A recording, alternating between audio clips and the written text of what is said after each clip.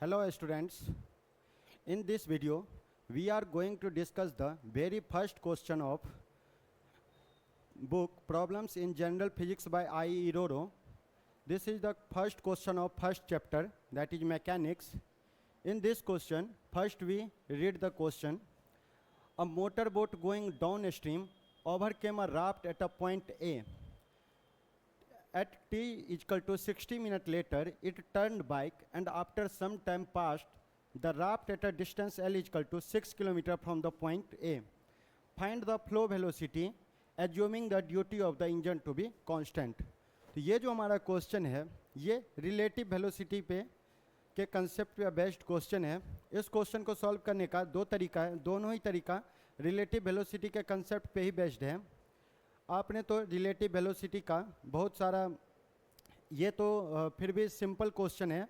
आप जो रिवर और स्विमर बेस्ड प्रॉब्लम किए होंगे आप, उसमें आप लोग जो सॉल्व किए होंगे क्वेश्चन, उसमें ये अगर रिवर का फ्लो इस साइड है तो आप लोग स्विमर का स्पीड या स्विमर का फ्लो इस साइड इमेजिन करके क्वेश्चन सॉल्व किए होंगे, जिसमें कि हम लोग का दो टाइप का वहाँ पे सिचुएशन बनता था। एक टाइप होता था इन मिनिमम टाइम और दूसरा टाइप होता था shortest distance.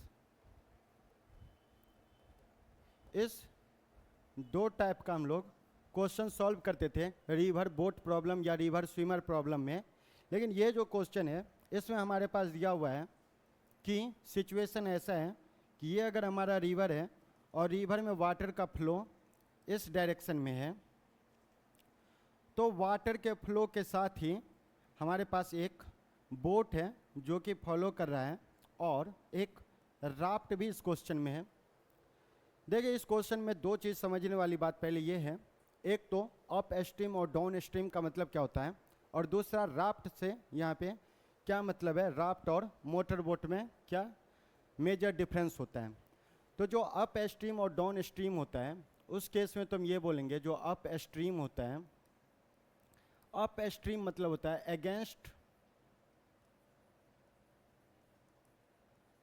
Against the flow of river, और डाउन स्ट्रीम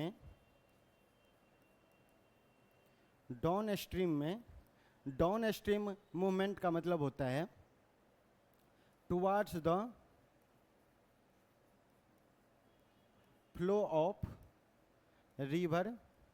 जिधर रिवर का वाटर फ्लो कर रहा है उसी डायरेक्शन में अगर हम मूवमेंट कर रहे हैं तो ये डाउन स्ट्रीम हो गया, और अगर अप स्ट्रीम लिखा होता है इसका मतलब against the flow of water, या फिर रिवर के वाटर के अपोजिट डायरेक्शन में अगर मूवमेंट कर रहे हैं तो उसको हम अप स्ट्रीम बोलेंगे।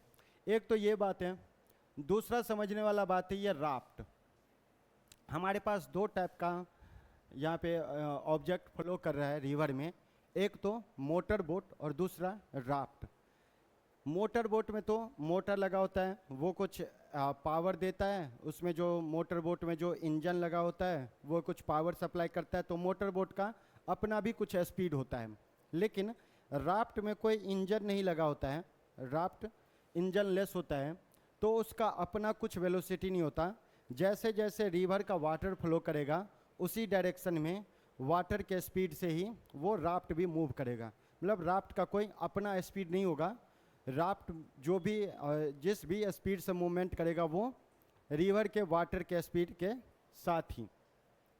तो ये बात है। अब मेनली हम इस क्वेश्चन पे आते हैं कि इस क्वेश्चन में क्या बोला जा रहा है। तो इस क्वेश्चन में जैसे क्या बोला गया है कि एक रिवर है, इस रिवर में किसी पॉइंट ए पर एक राफ्ट प्रेजेंट है, और इसी राफ्ट के पास एक मोटर बोट प्रेजेंट है। इसको मान लेते हैं मोटर बोट, और ये हमारा राफ्ट।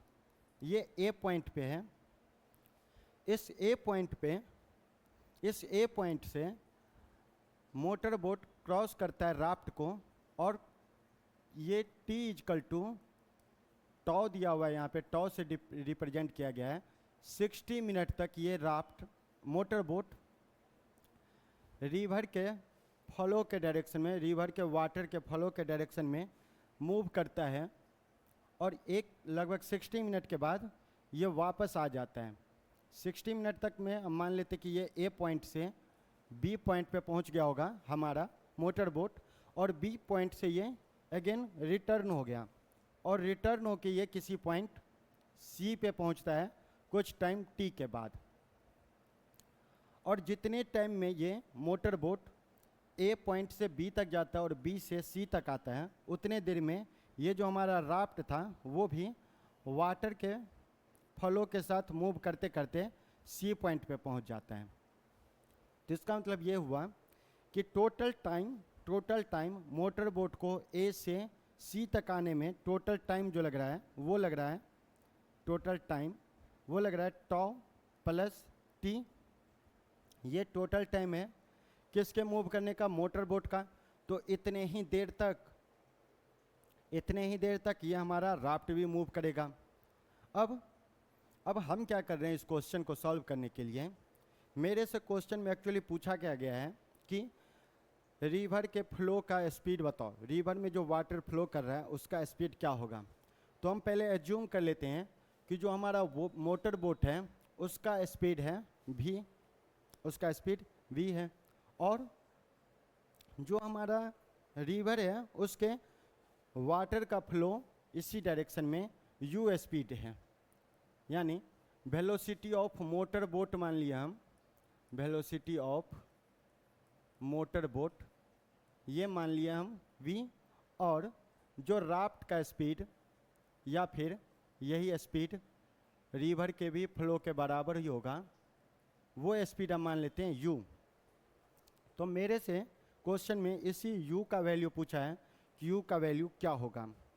अब क्वेश्चन में एक और इन्फॉर्मेशन दिया हुआ है कि ये जो राफ्ट मूव कर रहा है ए टू सी, उसका डिस्टेंस दिया हुआ है कि ये 6 किलोमीटर है।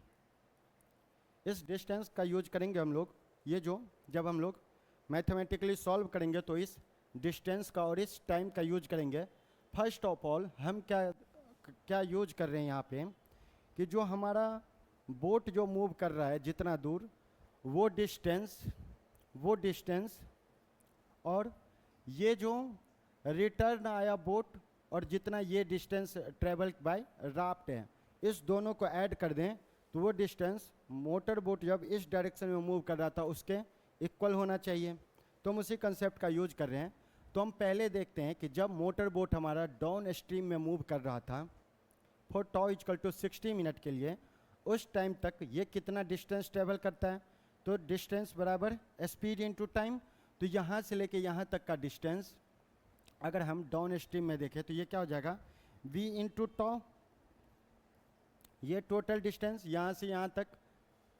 अब जो राफ्ट और ये अप स्ट्रीम में मूव कर रहा है, इस दोनों के डिस्टेंस को भी अगर हम ऐड कर दें तो ये भी इस डिस्टेंस के बराबर ही आएगा।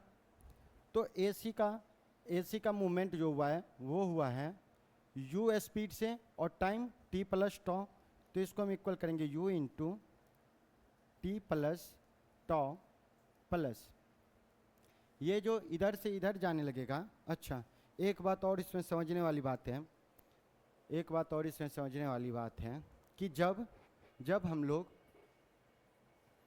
जब ये डाउन स्ट्रीम मूव कर रहा होगा उस टाइम पे बोट का वेलोसिटी v ना होके v प्लस u हो जाएगा, और जब ये अप स्ट्रीम मूव कर रहा होगा उस टाइम पे बोट का वेलोसिटी v नहीं होके v माइनस u हो जाएगा। तो हमारा अभी कंडीशन क्या बनता है कि v plus u into tau equal to u into t plus tau plus v minus u into t. अब इसको हम सिंप्लीफाई करें तो ये कितना आ रहा है, v into tau plus u into tau equal to u t plus u into tau plus v t minus u into t. तो ये u टी प्लस का और ये माइनस का u टी कैंसिल आउट हो गया। ये और हमारे पास बचा क्या, u इंटू टॉ से u इंटू टॉ कैंसिल हो गया। तो हमारे पास बचा क्या, v into tau equal to u into t. तो यहाँ से हम बोल सकते हैं, sorry, v into tau equal to v into t. तो यहाँ से हम बोल सकते हैं टॉ इजकल टू टी। मतलब जितना टाइम बोट को डाउन स्ट्रीम में यहाँ से यहाँ मूव करने में लग रहा है, उतना ही टाइम बोट को अप स्ट्रीम में यहाँ से यहाँ तक इतना डिस्टेंस मूव करने में लगा है। तो यहाँ से हमारे पास इस इक्वेशन से पता चला कि जो टाउ है वो टी के इक्वल है। तो अगर हम देखें कि बोट टोटल कितने टाइम के लिए मूव किया है, तो बोट टोटल ये टी इजकल टू टॉ और ये टी इजकल टू टॉ, तो टोटल 2 टॉ टाइम के लिए मूव किया है। तो टोटल टाइम आ गया हमारे पास मूवमेंट का या मोशन का 2 टॉ। अब हम नेक्स्ट क्या कर रहे हैं, हमारे पास क्वेश्चन में दिया हुआ है कि ये जो डिस्टेंस है ए टू सी वो 6 किलोमीटर है।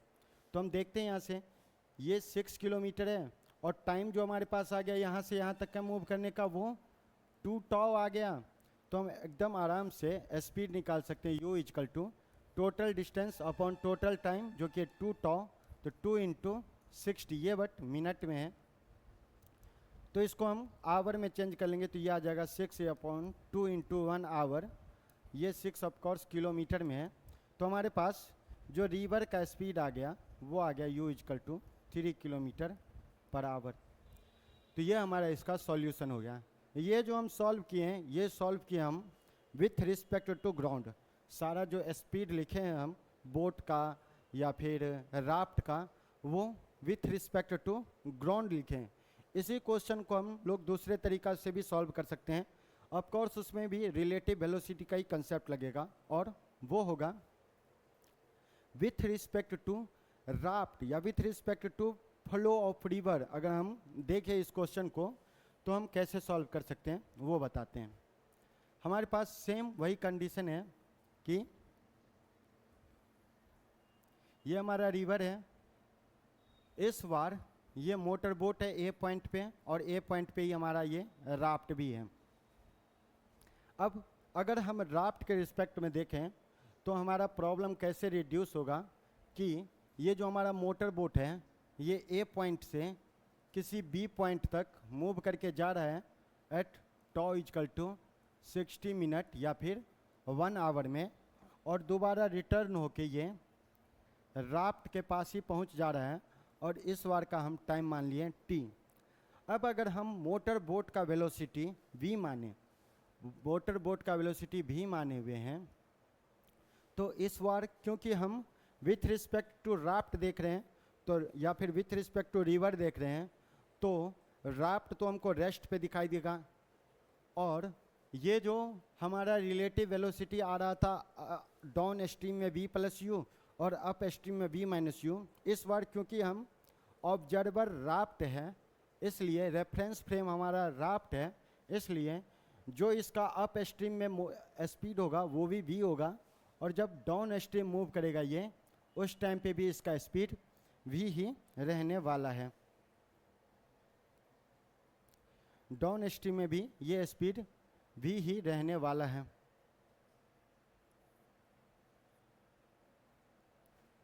तो इस बार ये क्वेश्चन कैसे हो गया, आप सोचिए आप कि A से B तक जाना है और फिर B से दोबारा A पे आना है, तो डिस्टेंस सेम है, स्पीड सेम है, तो ऑफ कोर्स टाइम भी सेम ही लगेगा। तो यहाँ से हम बड़े आराम से बोल सकते हैं कि ये जो टॉ है वो t के बराबर होगा जो कि 60 मिनट या फिर 1 आवर है।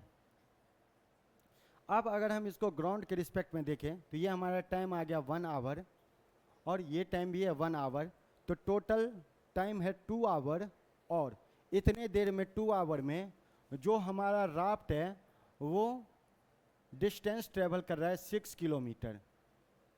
2 आवर में राफ्ट जो हमारा वो डिस्टेंस ट्रेवल कर रहा है 6 किलोमीटर, तो उसका स्पीड क्या होगा, तो of course speed equal to distance upon time.